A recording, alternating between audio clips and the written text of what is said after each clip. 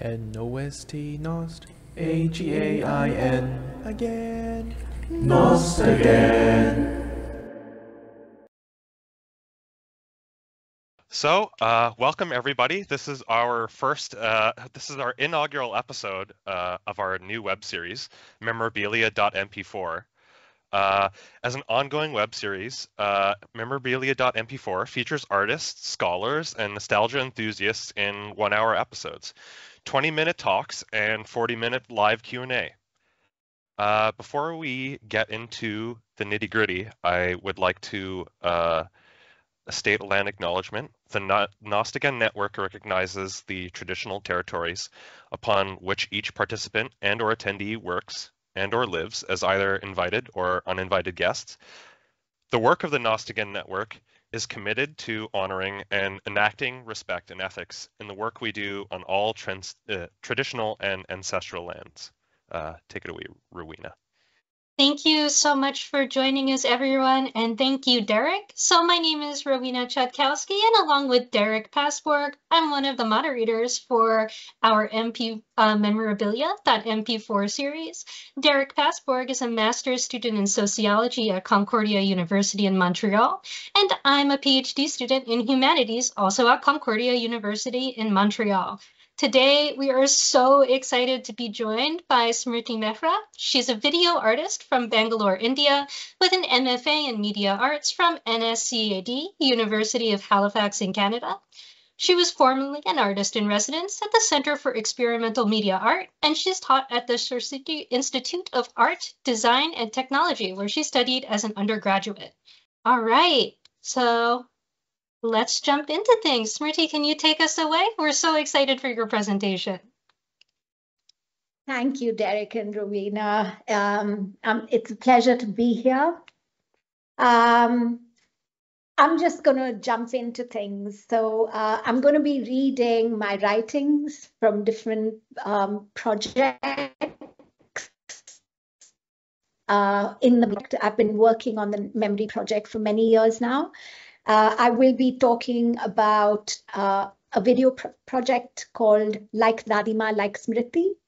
I'll play an excerpt of that. And I will also be reading my notes about this project to myself, as well as, if I have the time, 2 excerpts from a memoir that I'm writing called With Papa in Smriti.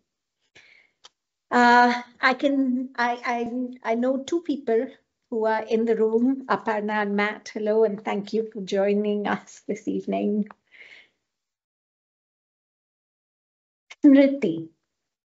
My name means remembrance. I am my name. It is my personal curse and gift in equal measure.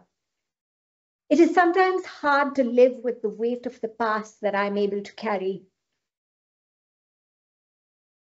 Legend has it that Mama and Dadima, my grandmother, could not agree on a name for me. Shadiya wanted to name me Anamika. I think she also wanted to name Sharmila, Rakhi, and Sue, my sister, Anamika. And then there was me with no name. Shadiya does not have any children. Anamika means nameless. It was also the name of a very popular Bollywood film at the time. Mum was totally against the name. So for a while, I really was nameless. Until Sharmila, my dad's first cousin, one day saw me and said, Puchka. It stuck, like Fevicol. I believe that it took them almost a year to name me Smriti. I lived in that house for nearly 37 years. When I got married, I wondered how I would or could leave. Kalpana, a friend, would say that I am too attached. It's unreasonable. It was taking very long to sell the house. Now, she says, the house does not want to leave me. I'm back. Only it's not really home anymore. It's a house. I have to learn to say goodbye. I have had to bid farewell. But there is more to be done. What is left is this house, the residue of a rich life. It holds its promises. It should be seen as a gift, Kalpana says. I find myself in a process that is being demanded of me. I'm writing to clarify my conflicting emotions. I want to throw everything out and start afresh. I fear I will regret it later, for what if I have not made peace with it? Is this project a process of trying to preserve memory or erase it? My yoga teacher tells me that my intellect does not have the capacity to figure life. My mind, my monkey.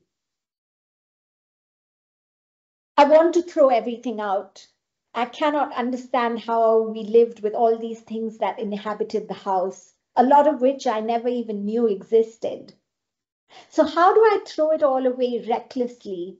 This is not my youth. My youth is over. But these things are fellow witnesses of this life we led together. These 20-odd bottle openers that had come free with many a purchase. Markers of habit, markers of time. I am afraid to lose more.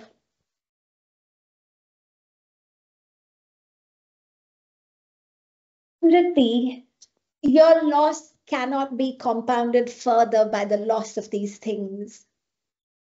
You will remember every detail, every nook, corner, crevice, and memory of shadows. This is my personal curse.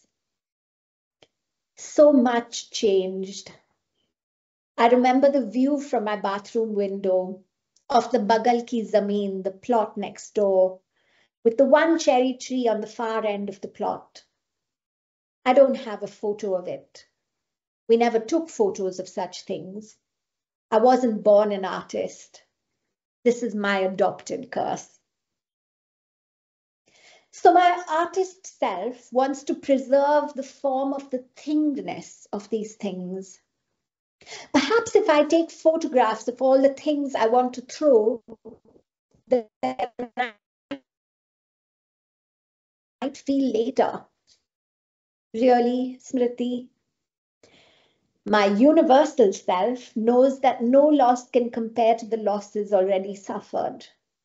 I can lose everything now, and what will it matter anyway? The most important things are not things, right?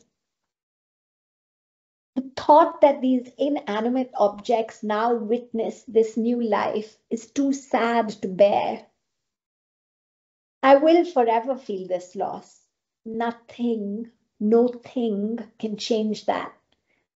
I am cried out.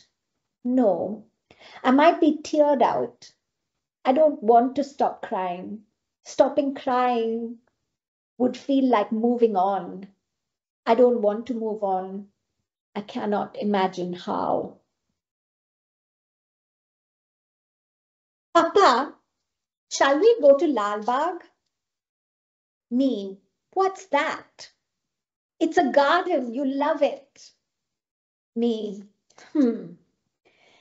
As I continued coloring outside the lines of the triangular roof of what was supposed to be a house, I had never seen a house with a triangular roof. Stupid books. Papa, you'll have to wear red. Me, why? It's called Lal Bagh. Lal is red, so you have to wear red when you go there. At this point, I stop coloring and look up at him. You'll also have to wear red. Yeah, but all your shirts are white. I have a red shirt. No, you don't. I do. Mona Didi sent it to me. Sue. Oh, and they have this big clock made of flowers. Me thinking to myself, clock made of flowers. I think the whole household has lost its marbles today. The said day arrives. Ma puts me in a dress that's not red. It is maroon with tiny whitish flowers, but it does have 2 frills, so it's not so bad. Sue is in a bright red skirt with a strip of a floral pattern at the bottom and a white top. Papa has his tartan check shirt on. He could fool the police. Off we went on his motorcycle, me in front, sitting on the engine, pretending I'm riding his bike, in my frilly dress and Mary Jane shoes. Papa in his silver helmet and red shirt. Sue sitting behind him in a tight hug, all on the Hero Honda. Papa buys tickets to enter. I can't see anything and I'm getting impatient. I want ice cream. I'm told to wait. I wonder if that will also be red. But I want chocobar. Oh, I see cotton candy. I want that too. And look, balloons. I want balloons. There's one with polka dots. I get the ice cream bar and make a nice big mess of it. Papa knows better and doesn't buy me candy floss. He knows I hate it, but he buys one for Sue. She loves it, but I can't stand how sticky it gets. It does look nice, that big pink cloud in front of her face. Now there's ice cream on my dress. Where's this stupid handkerchief fastened with the safety pin when you need it? Good thing Papa has his. Papa always has a handkerchief. It's much bigger than mine. I gather he doesn't like lace. We have a long way to walk. We can't carry the balloons, and then we have to go home on the bike, and you won't be able to take the balloons. Never mind, let's walk the clock. Somewhere there's a realization that not everyone is wearing red. There's one woman in a reddish sari who is sweeping leaves under a big tree. And there's some red in that man's lungi. No one else is wearing red. Sue chuckles. Yes, some people are, Papa says. But you lied. He smiles. But I am wearing red. We all laugh. Finally, after dragging my feet for most part, we reach the clock that's supposed to be made of flowers. Of course, it's not made of flowers. It's made of potted flowers, and some of them have flowers. I'm glad now, in retrospect, that my family had set me up for disappointment early on in life. It was a rather big clock, though, but I've had enough. Can we just go home now? I'm tired. Can you carry me? Dadima always wore white all day, every day, with the exception of her nighties, which she wore over her white petticoat. Make no mistake, they were not bright pink or purple, but they were allowed pale shades or were a colored print on a white base. Perhaps to be able to distinguish themselves as her night clothes, as opposed to her day clothes in her all-white wardrobe. White saris, white petticoats, white blouses, white kameezes, white salwars, and white unmentionables, both of them. Dadima and I had hankies that were the same, with some flowers on and a colored border. If Mama had made them, then they would be plain white with a colored lace on the edge, lace that she would make by tatting. Why do you only wear white? I used to wear color, but after your Dada passed away, I've only worn white.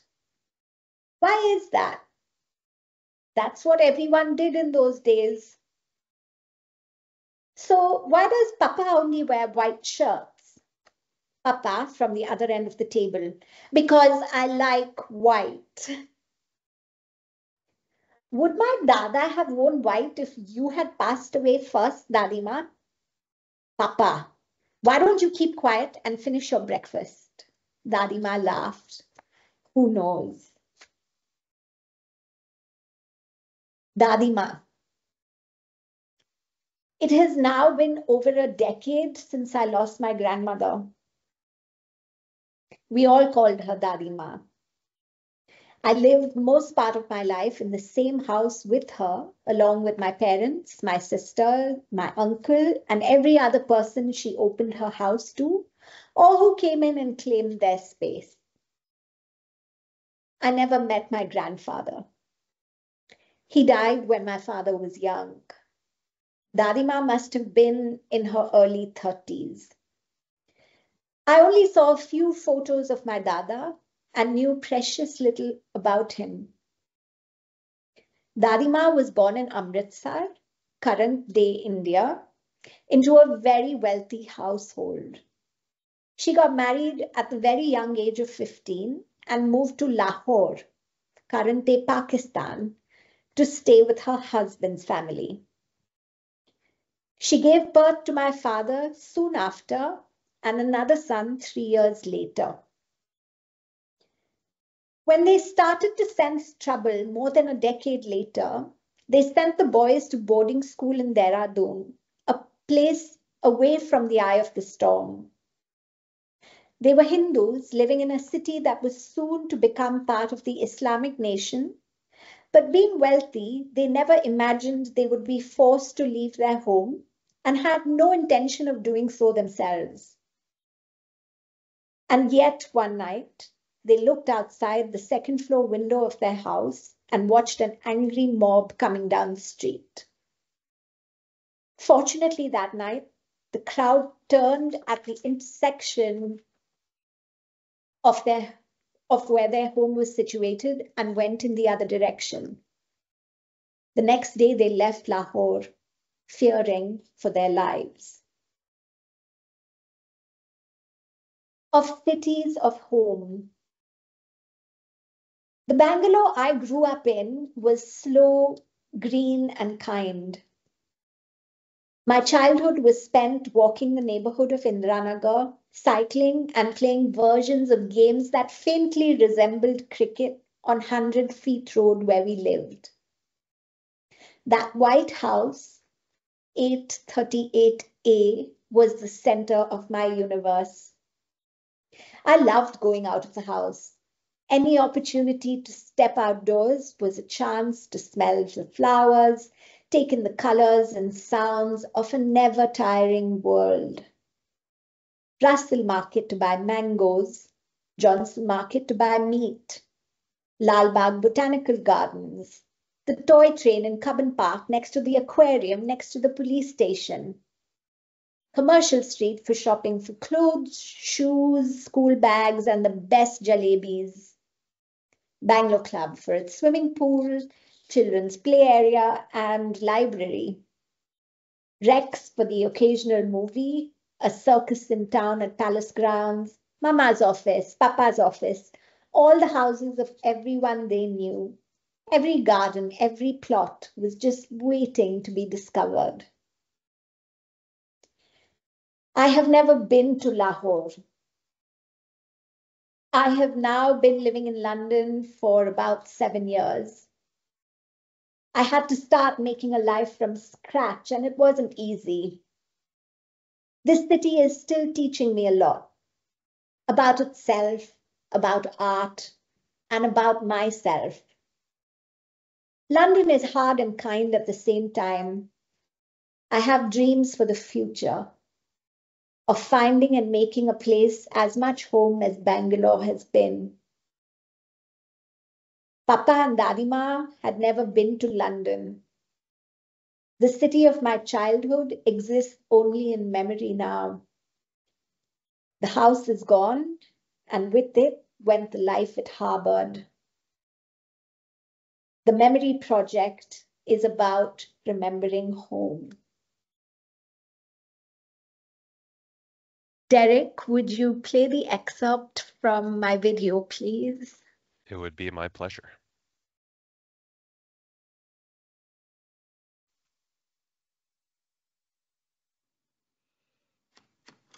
Everybody can hear everything?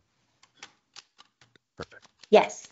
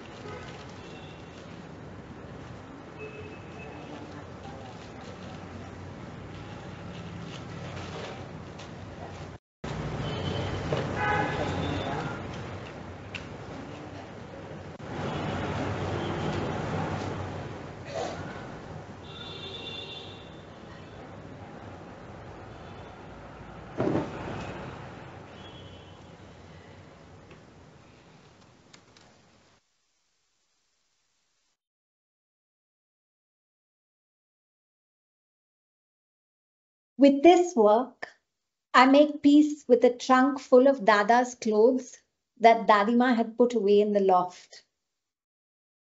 I imagine she put off dealing with them as her emotional strength was required elsewhere.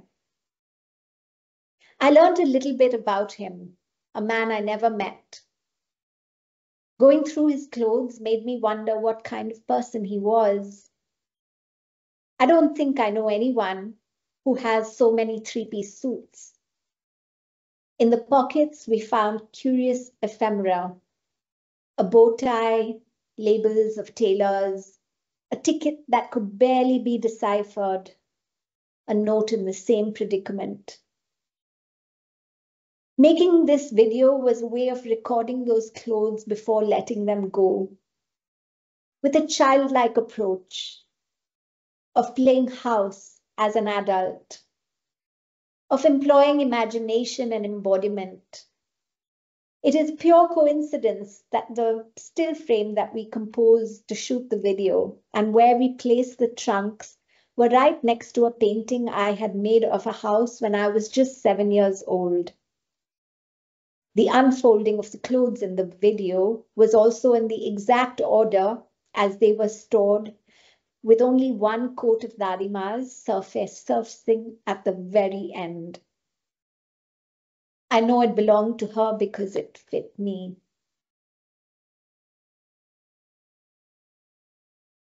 Papa's and Dadima's death marked the end of life as we had known it.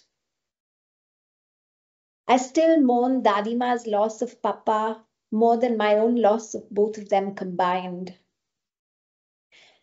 The memory project, in large part, is an active act of remembering them beyond the last few months of their lives, which, as we all witnessed, were very, very hard. I refuse to let the memory of this last struggle overpower 33 years of my life with them. This project is an act of love, an act of refusal to accept sadness as the story or as the end. It demands of me an emotional will that I sometimes doubt I have. And yet I have known that strength before, and I will find it again. We gave away all the clothes in the trunk. The house was sold a short while after this video was shot.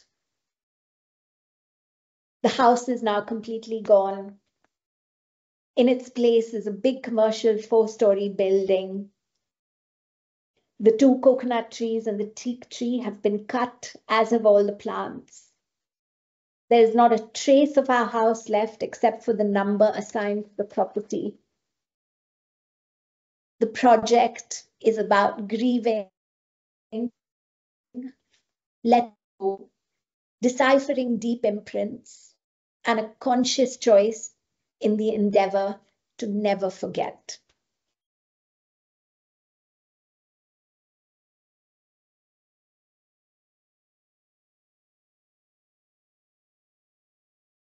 Oh my gosh, thank you so much for such a wonderful and evocative reading. Just wow, absolutely beautiful and such a window into a moment and into a memory. Derek, would you like to get us started with some questions and jump in? I'm super excited for our conversation. Yeah, absolutely. Echoing what Rowena has just said, I'm kind of speechless. And like as we've kind of talked about in our pre-meeting we had together, it is very touching, and we want to get more into that and get at the root of everything. So I guess we'd like to talk a little bit about the genesis of Like Dadima, like Smriti.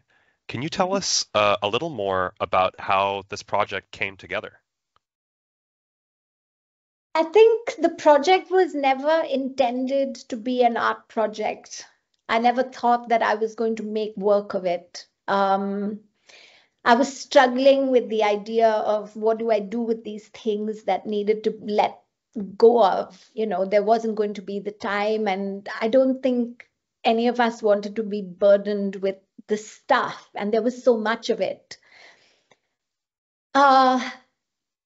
And it was emotionally hard work to do, getting rid of things. And then, of course, this question of like, how do I get rid of things that aren't mine or aren't ours, not my mom's, not my sister's in some way, but ours because, it belonged to us and belonged to my grandmom and my dad.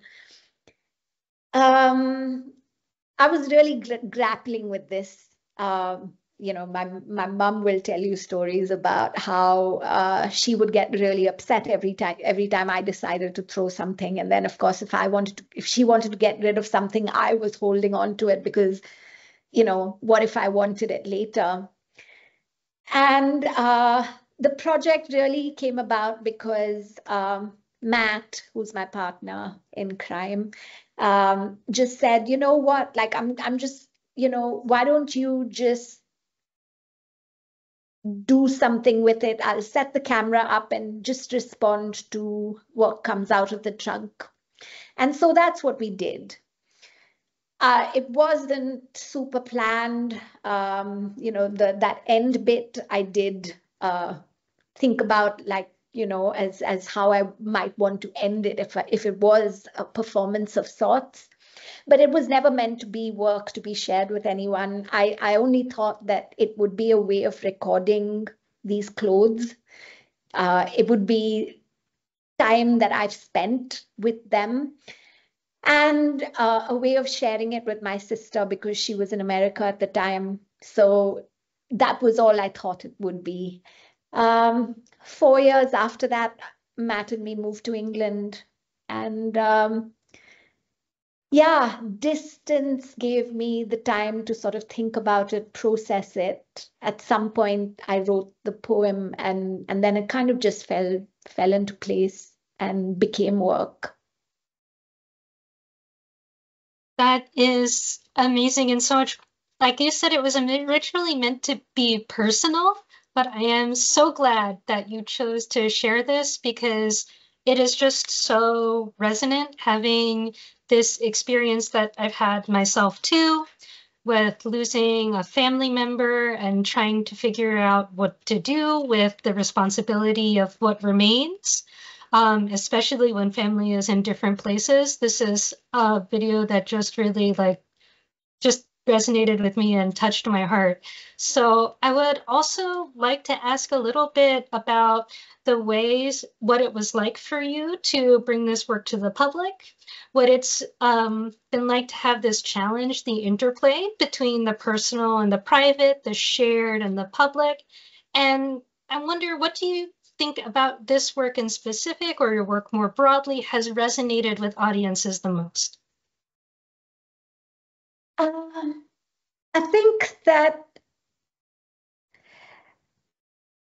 my work has always been about the city. It's been sort of, as a video artist, my work's been kind of like ethnographic, almost, looking at the city, looking at people, looking at labor practices, sort of like what people are doing, sense of curiosity about places that people inhabit. I hadn't up until this point ever been in front of the camera, so that was really challenging. I've never thought of myself as a performance artist, or I've never sort of taken a self-portrait before, done any of that. And yet, I found that as the keeper of memory, as the storyteller in some way, that I have this role, and I kind of look at my role as that. What is the legacy that I'd like to preserve of my family? And that if I can leave that, that would be something. Yeah. Thank you. And this is kind of one of the works I think you've mentioned earlier that you found had the greatest resonance with your audiences, right? It has had a big response. Yes, this work has been showing places. I've been talking about it in lots of places, conferences, talks, live readings.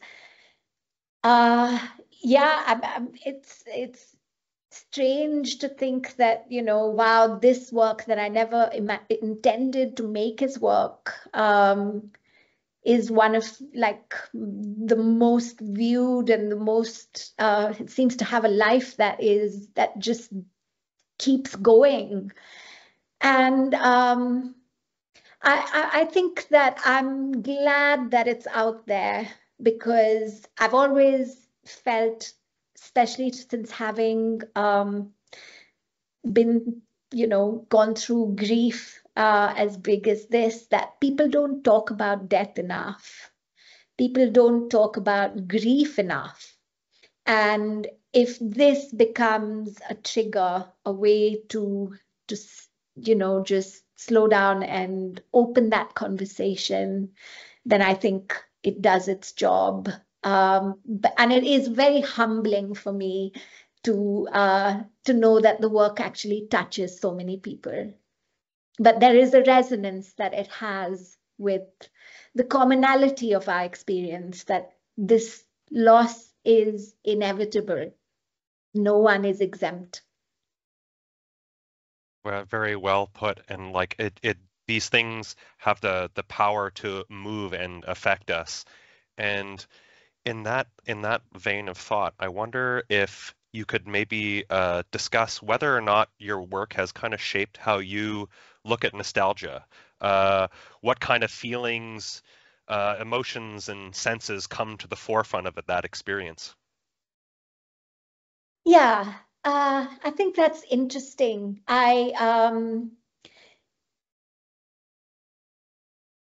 When I started writing, writing became a process of sort of just wanting to remember everything, all the good stuff, because I was in so much pain and I wanted to do something to basically take me back to the vastness of like my life experience up until that point. And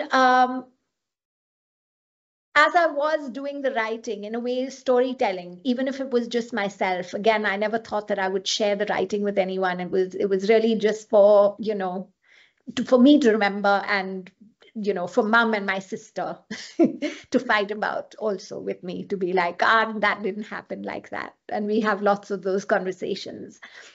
But while writing, and the more I wrote, the more I sort of started thinking about how nostalgia has this sense of romanticism, that when you look back, it's kind of rose tinted.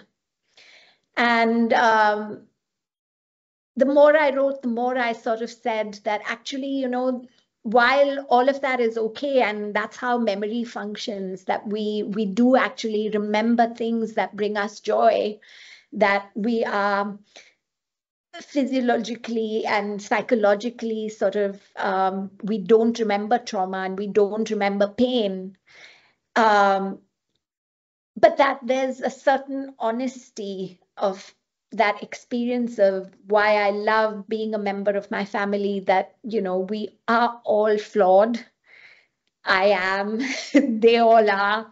We all know our flaws. We'll call each other out on it. Um, but we will also stand by and, be each other's biggest cheerleaders and support as well. And so in the writing, there's a conscious decision to be like, yes, there were lots of really nice things, and I remember really good things, but um, there were also some pretty bad things that happened, as with lots of families. There were dysfunctions, there still are. And, to acknowledge that and to say that, yes, I accept it, that to accept it all and to still hold it with love, if that's a dirty word. Bell Hooks, reading a lot of her now, because she talks about that and in a very beautiful way that my academic self can sort of, get my head around.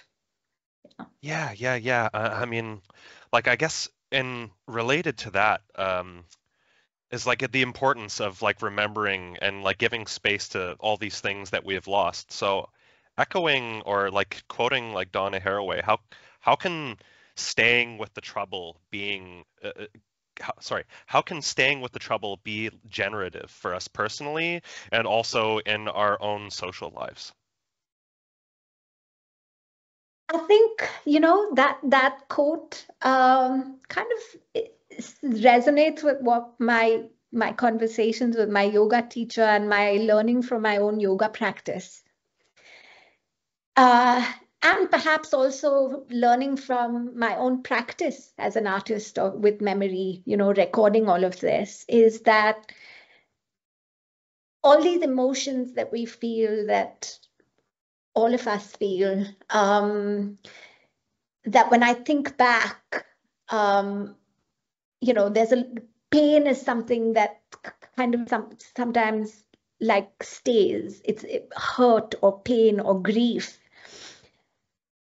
but it's kind of like part of what we're meant to experience in our lives. And the causes of all these emotions are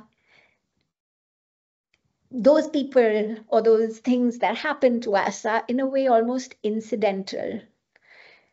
And so to just learn and to be in the flow and to sort of just accept it, like what meditation teaches you about your thoughts, is that just to be present, pay attention, and let it flow, because you can't change the flow of things. You can't change what happens, but in being able to watch, in bearing witness, in paying attention, that perhaps there is peace to be found. I think that And is, yeah, go and on. and perhaps, yes, a sense of gratitude. I absolutely love that. And thank you not only for such beautiful words, but of just your projects and all of your work, but also such wisdom, because I think that's also really getting to the heart of what we talk about with nostalgia is a lot of this sense of how do we look forward to the future as we look back and hold both the things we love about the past and the things that are difficult, the grief that we hold and the difficulty that we have to bear witness to. So I wanted, one thing that you were talking about was the connection between your processes, both as like a meditation process, but also your practice as an artist thematically, and also your practice as an artist in putting your works together. Something that we actually don't see that much in media arts, and like I'm also a writer, so this is very much coming from my background as well. Self-interested question. I'd really like to know more about the relationship between your writing, prose and poetry, and your media practice. How do they influence each other? How does one aspect bring you to another? And what is it like to negotiate two very different forms? It's a really interesting question. And while they are different, I actually process them in quite the same way. Because, so for instance, in my video essays about the city and looking at what people are doing, following, flowers, meat, water, stories, finding stories, I am describing through images. But then I've come to this point in my life where there are no images. And the images don't say enough. And then what do I do? In the same way that I visually describe, I'm starting to have to use that same practice with words. I never thought of myself as being a writer or like turning into one. I mean, I'm kind of almost like an accidental academic.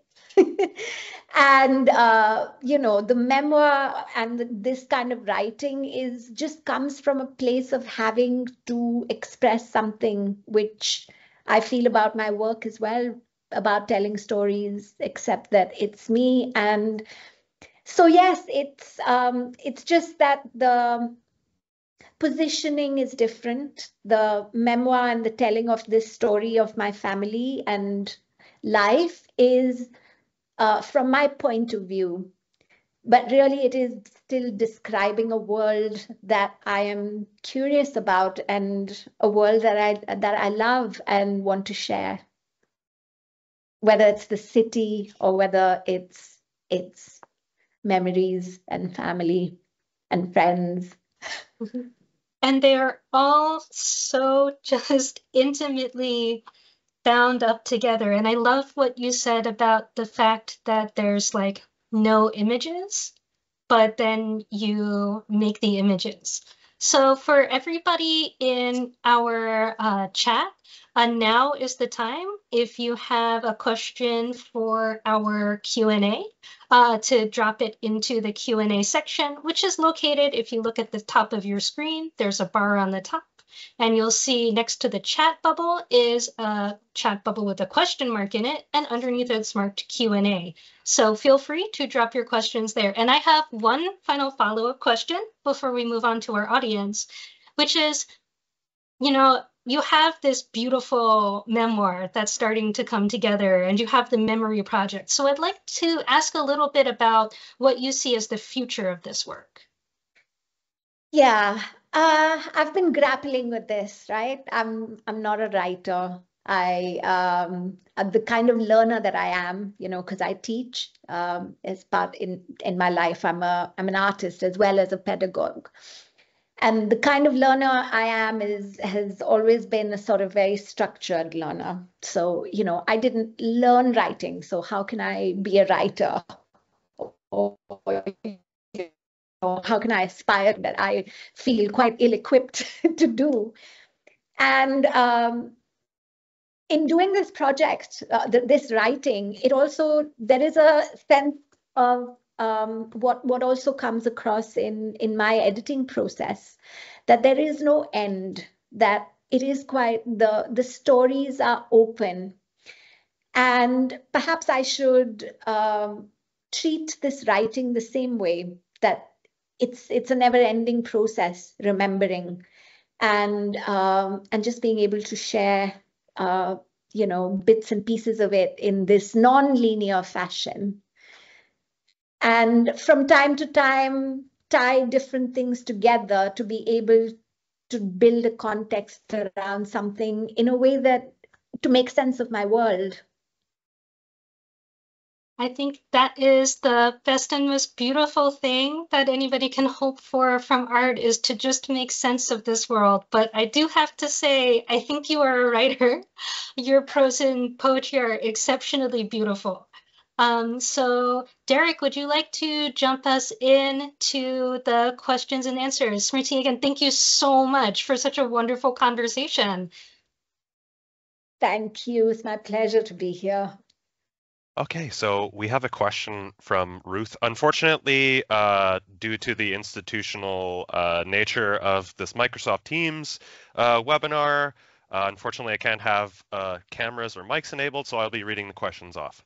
So from Ruth, they ask, do you find the sensation of grief and memory of your loved ones acts as a sort of compass when you're making this kind of work?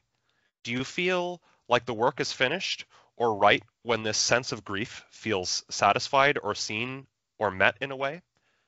I guess my question is, how does this work feel complete or resolved for you personally? It doesn't feel resolved. It feels resolved in small ways, in the process of remembering something that is triggered by something, so the smell of something, a color, a song, a tune, the light. There is no resolution, but that's life. There's no making sense of death. There's no making sense of pain. There's no reasons for suffering or why it should happen.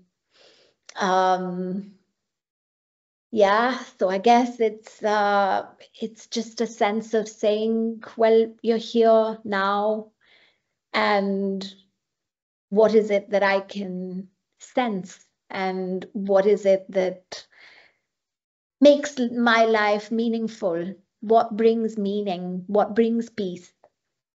And I'm just trying to find that, really, but there's no resolution. And I know that I know from my thing that grief doesn't end, but it changes, it shifts. I've changed. I continue to change, and yeah, it'll be an ongoing tussle from here until my end. I think, Thank you. thank you so much. Yeah, I think as just artists, we have a lot of artists in the Nostagain team. That's really how we feel when it's just like, it's never a completed project, and maybe the best that we can do is leave behind whatever we leave behind. So I wanted to jump to another question from Richie, which also connects to this idea that the work is never finished, that grief changes, that we change.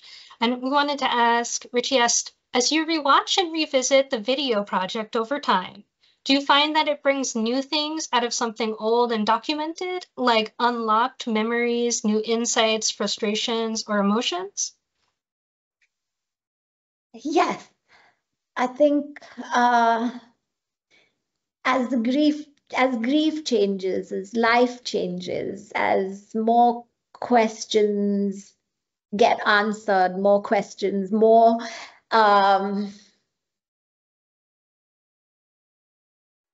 coming to terms with the questions that can't be answered and will never be answered.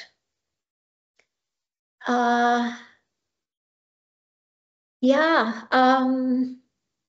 I don't know. Sometimes I don't like watching the work. The only time that I actually look at the work is either when I'm doing it or when I get the opportunity to share it. It's hard. It's hard. I think with this particular project and because it's so close to home, is that it's emotionally quite heavy to confront and to talk about. But at the same time, it can be quite liberating in finding the articulation, in pausing to get a moment of clarity. But it's momentary, you know, it's and it comes and it goes. Yeah. That was wonderful, Smriti. And I think this relates well to a follow-up question that Richie has, kind of, I guess, related to this idea of movement. Speaking of flow, and your point earlier on what meditation teaches us about the uncontrolled present, did this happen during your creative process, where interruptions, blockages, difficult emotions that eventually lead to a flow or peace, as you say? Yes, I think the process of making work itself is meditative. I think that I find myself as in my practice of making art, it's the practice of editing, of putting together, of gathering that is very mindful. It's different to, you know, the taking of pictures on my phone and not ever wanting to deal with the amount of things that I capture, whether it's conversations or photos from different people that I just want to hold on to. And that becomes overwhelming. So it's like with meditation, I think it's an intentional practice. It's the practice of saying, what am I choosing to bring together? What am I choosing to listen to? What am I choosing to pay attention to? And in paying attention, perhaps the answers reveal themselves a little. It's just being receptive to something. And I'm always surprised by what I find, and enormously humbled by it. It's always as terrifying, you know, trying to start something and then finding something and then saying, yeah, okay, now it has a life of its own, and I'm incidental to that process. And thank you so much. And yes, I think especially as we have just our lives now are so fast paced, it feels like there's not as much time as we need to actually sit there in that moment and be with it and see what happens. I just wanted to thank you again for your work, which brings forth so much of this beauty from these little moments. We have another question in our Q&A section. Derek? Yes, this is from Aparna. They say, as time passes, do you imagine that those who pass on after, if so, does your choice of art change with the person who passes? I was very close to my grandma as well, and my memory was tactile, the sari or olfactory lactocalamine. But after my father died, my memory has become more auditory based. His songs, his words. I find sensory triggers relate to art in different ways. Yeah. Thanks for that, Aparna, and thanks for being here. Aparna is a friend and an ex-colleague from Srishti in Bangalore, who's also doing her own memory project. And I think in terms of replacing in memory, no. I think that different things sort of, memory is a weird thing. I feel like I remember a lot about my childhood and it's crystal clear, but in the moment of what I'm experiencing now, it seems not as relevant. It seems like, wow, I can't see the point. I don't know what the meaning is. I can't see. It's a fog. And I think clarity to look back and say, what does that time mean, only comes once you pass it. And who knows what will be filled with the next thing that you lose. I don't know. I don't know. I know that more losses will be felt, but yeah. I also, while talking about auditory and these kinds of things, where I remember at some point after my dad passed away, there was one night that I woke up and in the middle of the night, just feeling really uncomfortable, almost in a panic, thinking that I've forgotten what his laughter was like. Like, why do I suddenly, how have I lost this most precious thing of, how do I not remember? And yeah, that felt like a real loss. But then, there are moments of where I do remember him in things that I find funny, or somebody who has a sense of humor that's like his, or things that I can reminisce about with friends and family. And yeah, with time it's easier to smile. Time, Thank you I so think, much. yes, thank you so much. Time is what connects us all and also what pulls us all apart. Thank you so much. We're coming to the end of our time now. Thank you so much for giving us your time and your moment in this fleeting passage of time to bring us so much beauty and wisdom and insight. We're so honored to have you here sharing your work and your upcoming memoir work. Thank you so much. Thank you so much for having me, and I look forward to keeping up with everything, all this fabulous stuff that you're bringing together. Thank you. And we're so happy to have you be a part of it. So on that note, I will be concluding our session for today. Thank you everyone for coming along. I am going to, hold on, I'm going to try and open up a window that will share our socials. If you want to stay up to date with everything, please use this QR code. It leads to our link tree, and get in contact with us. RSVP for future memorabilia episodes. But other than that, thank you so much, Smriti, for being here and showing your work. And thank you, everybody, for listening. I will be concluding the meeting.